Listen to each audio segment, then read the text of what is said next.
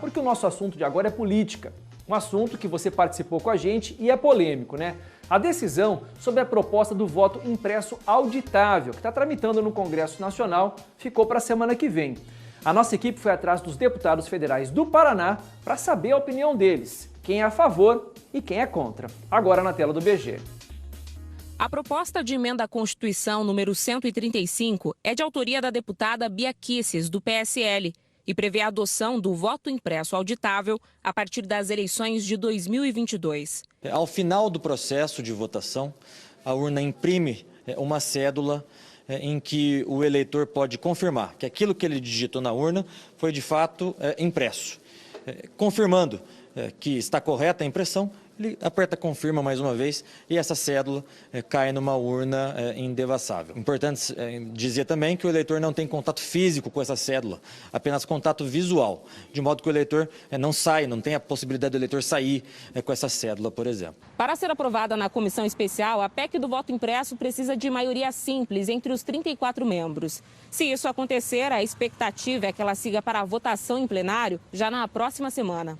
17 dos 30 deputados da bancada paranaense se dizem favoráveis. São eles: Aline Sleutges, do PSL, Haroldo Martins, do Republicanos, Boca Aberta, do PROS, Cristiane de Souza Yaredi, do PL, Diego Garcia, do POD, Evandro Roman, do Patriota, Felipe Francischini, do PSL, Felipe Barros, do PSL, Jacobo, do PL, Luiz Nishimori, do PL, Paulo Eduardo Martins, do PSC, Pedro Lupion, do DEM, Reinhold Stefanes Júnior, do PSD, Ricardo Barros, do PP, Sargento Faur, do PSD, Toninho Hancher, do PROS e Vermelho, do PSD.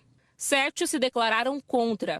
São eles: Enio Ferri, do PT, Gleisi Hoffmann, do PT, Gustavo Fruit, do PDT, Luizão Goulart, do Republicanos, Rubens Bueno, do Cidadania, Rossoni, do PSDB e Zeca Dirceu, do PT. Já Aliel Machado, do PSB, Hermes Parcianello, do MDB, Leandre, do PV, Luciano Dutti, do PSB, Luísa Canziani, do PTB e Sérgio Souza, do MDB, disseram ainda não ter definido o voto. Caso a proposta chegue ao plenário da Câmara, seriam necessários 3/5 dos votos dos deputados, ou seja, 308 em 2 turnos, para que o texto possa ser enviado ao Senado. É preciso dar confiança para o eleitor. O eleitor tem que compreender como é que funciona o voto, tem que ter certeza que a escolha dele foi respeitada, para que num futuro, numa eventual contestação de resultado, a gente tenha como provar que os resultados são reais, que as escolhas das pessoas no Brasil são respeitadas e que não há possibilidade de fraude. Então não significa que você vai pegar um papelzinho e escrever.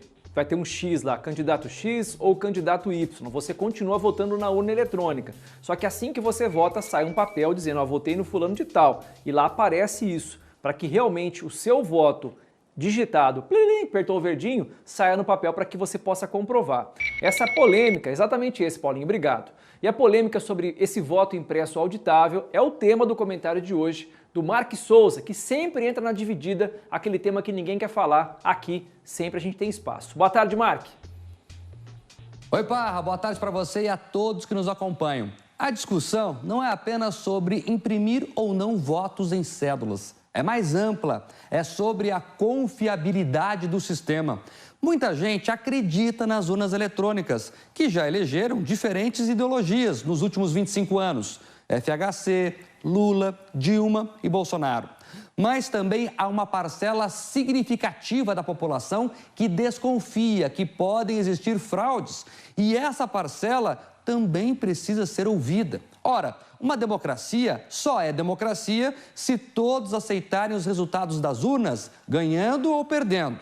E o resultado de uma disputa só é considerado justo se todos confiarem totalmente nas regras do jogo. O Tribunal Superior Eleitoral diz que o sistema atual é seguro. Ok, mas qual o problema de aumentar ainda mais a segurança? O TSE fala que o custo vai aumentar muito, os ministros chegam a falar em 2 bilhões. Há discussões sobre o valor. O professor Mário Gaziro, do Departamento de Engenharia da Informação da Universidade Federal do ABC, por exemplo, diz que seria bem menor, menos de R$100 por urna. Mas, independentemente do valor, esse é o custo da democracia. e tem dinheiro sim. Eu lanço aqui, Parra, com você uma proposta. Os políticos podem abrir mão do fundão eleitoral. Aqueles 2 bilhões que eles irão usar do dinheiro do povo para pagar as próprias campanhas e investir nas impressoras. Outro argumento é que isso vai quebrar o sigilo do voto, que pessoas poderiam ser obrigadas a votar em alguém ou até mesmo vender o voto e depois comprovar com a cédula que escolheram determinado candidato. Isso é mentira. Ninguém vai sair com um comprovante de quem votou. A impressão vai direto para uma urna acrílica acoplada à eletrônica. Outras democracias refutam o sistema que temos aqui no Brasil. Na Alemanha, por exemplo, o voto eletrônico foi declarado inconstitucional. Só o Brasil, Bangladesh e Butão, apenas esses 3 países no mundo todo utilizam urnas que não emitem nenhum tipo de registro em papel. O voto auditável ou impresso, cada um chama de um jeito, significa credibilidade ao sistema, Parra. Significa uma democracia ainda mais forte. E é disso que precisamos no país. Voltamos com você aí no estúdio.